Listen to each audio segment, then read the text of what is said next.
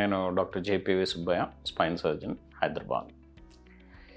ఈ govt problem గురించి వినే ఉంటారు. నేను గౌట్ మీద వీడియో చేశాను. ఈ యాక్చువల్గా నాకే రెగ్యులర్గా ఈ యాంకిల్ పెయిన్ వస్తూ ఉంటుంది. వన్స్ ఇన్ ఈ 2 years అలా వస్తూ ఉంటుంది. ఎక్స్రేస్, ఎంఆర్ఐస్ అన్నీ నార్మల్గా ఉన్నాయి. ఈ మధ్య ఒక 1 week బ్యాక్ నాకు సివియర్ యాంకిల్ పెయిన్ వచ్చి ఆల్మోస్ట్ 2 days నడవలేని పరిస్థితి వచ్చిందనమాట. సో అది క్లియర్గా ఈ గౌట్ వల్ల, అంటే యూరిక్ యాసిడ్ పెరగడం వల్ల వచ్చింది. సో ఎటువంటి డైట్, అంటే మెడిసిన్స్ తీసుకోవడంతో పాటు ఈ నొప్పి తగ్గించడానికి ఎటువంటి డైట్ తీసుకోవాలి, ఎటువంటి డైట్ తీసుకోకూడదు అనేది ఒకసారి చూద్దాం. ఈ గౌట్ ప్రాబ్లం ఉన్న వాళ్ళల్లో మనకు తెలిసిందే, గౌట్ అంటే ఏంటంటే ఈ బ్లడ్లో యూరిక్ యాసిడ్ లెవెల్ పెరుగుతుంది. ఈ యూరిక్ యాసిడ్ వెళ్ళి మెయిన్గా జాయింట్స్లో డిపాజిట్ అయ్యి ఈ జాయింట్స్ని ఇరిటేట్ చేసి ఈ జాయింట్ పెయిన్స్ వస్తూ ఉంటాయి అన్నమాట.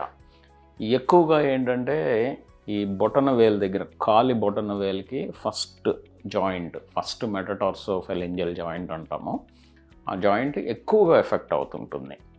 దాంతోపాటు వేరే జాయింట్స్ ఏదైనా ఎఫెక్ట్ అవ్వచ్చు. ఇప్పుడు నా కేసులో యాంకిల్ జాయింట్ ఎఫెక్ట్ అయింది, నీ జాయింట్ కానీ, షోల్డర్స్, ఎల్బోస్, ఇటువంటి జాయింట్స్ కూడా ఎఫెక్ట్ అవ్వడానికి అవకాశాలు ఉంటాయి అన్నమాట.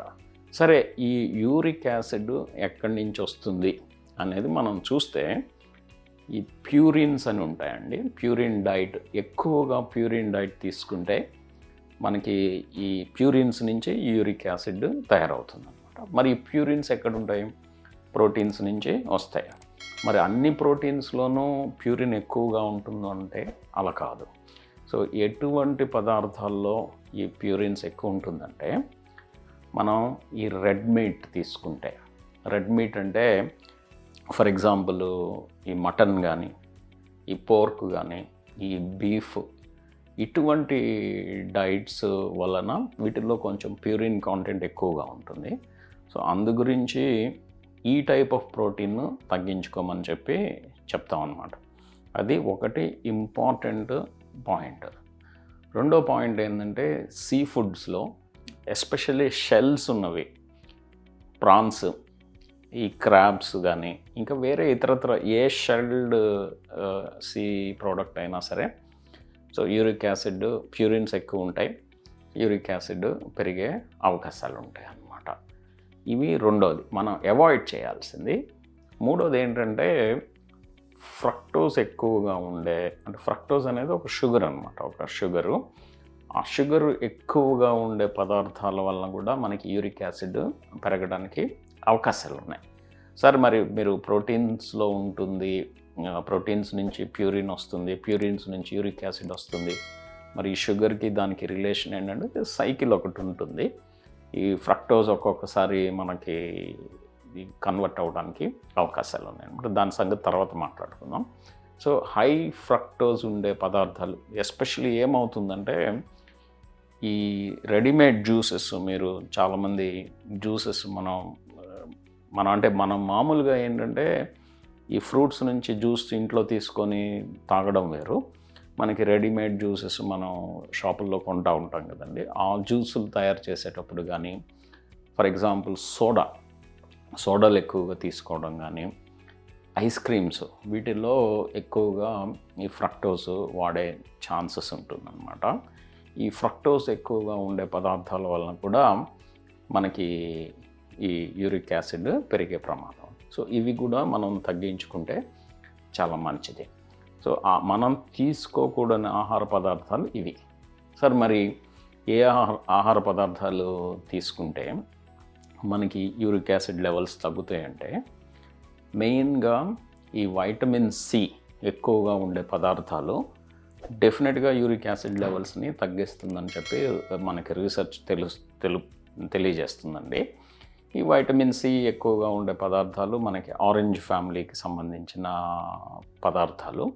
అంతేకాకుండా ఈ వైటమిన్ సి ఈ బ్రొకోలీ ఇట్లాంటి వెజిటబుల్స్లో కూడా చాలా ఎక్కువగా ఉంటుంది. సో వైటమిన్ సి ఎక్కువగా ఉండే పదార్థాలు తీసుకుంటే డెఫినెట్గా కొంతవరకు యూరిక్ యాసిడ్ తగ్గడానికి అవకాశాలు ఉంటాయి. రెండోది, సర్ప్రైజింగ్గా ఈ కెఫీన్ వలన కూడా మనకి యూరిక్ యాసిడ్ తగ్గే అవకాశాలు ఉన్నాయన్నమాట. సో కాఫీ మరీ ఎక్కువగా తాగడం వల్ల కొన్ని ప్రమాదాలు ఉండొచ్చు, కానీ లిమిటెడ్గా కాఫీ తాగడం వల్ల డెఫినెట్గా యూరిక్ యాసిడ్ తగ్గే అవకాశాలు ఉంటాయి. మూడోది ఏంటంటే వాటర్ ఎక్కువగా తీసుకోవడం వల్ల యూరిక్ యాసిడ్ డైల్యూట్ అయ్యి యూరిక్ యాసిడ్ త్వరగా కిడ్నీ నుంచి ఎక్స్క్రీట్ అయ్యే అవకాశాలు ఉంటాయి. సో మెయిన్గా మనం ఎక్కువగా తీసుకోవాల్సిన పదార్థాలు గౌట్ ప్రాబ్లం ఉన్నప్పుడు ఈ వైటమిన్ సి ఎక్కువగా ఉండే పదార్థాలు, కాఫీ కొంతవరకు, వాటర్ ఎక్కువగా తాగడం. ఇంకోటి ఏంటంటే మనం అవాయిడ్ చేయాల్సింది ఆల్కహాల్. ఆల్కహాల్ తీసుకుంటే డెఫినెట్గా యూరిక్ యాసిడ్ పెరిగే అవకాశాలు ఎక్కువగా ఉంటాయి. రెండోది స్మోకింగ్. సో స్మోకింగ్ చేసే వాళ్ళలో డెఫినెట్గా ఈ స్మోకింగ్ అవాయిడ్ చేస్తే మంచిదన్నమాట. సో మనం తీసుకోకూడని పదార్థాలు ప్రోటీన్స్, ప్యూరిన్స్ ఎక్కువగా ఉండే పదార్థాలు, మెయిన్గా రెడ్ మీట్, ఈ సీ ఫుడ్లో షెల్స్ ఉండే సీ ఫుడ్స్ తీసుకోకూడదు. స్మోకింగ్ అవాయిడ్ చేయాలి. ఆల్కహాల్ తీసుకోవడం తగ్గించుకోవాలి. ఒకటి తీసుకోవాల్సిన పదార్థాలు ఏంటంటే మామూలుగా మనం గ్రీన్ లీఫీ వెజిటబుల్స్, ఆకుకూరలు ఇవన్నీ చెప్తాము, కానీ వైటమిన్ సి ఎక్కువగా ఉండే పదార్థాలు. కాఫీ వలన కొంత యూరిక్ యాసిడ్ తగ్గే అవకాశాలు ఉన్నాయి. వాటర్ ఎక్కువగా తీసుకోవడం. ఇవండి గౌట్ ఉన్న వాళ్ళకి ఈ డైట్ ఇలా ఫాలో అయితే మంచిది.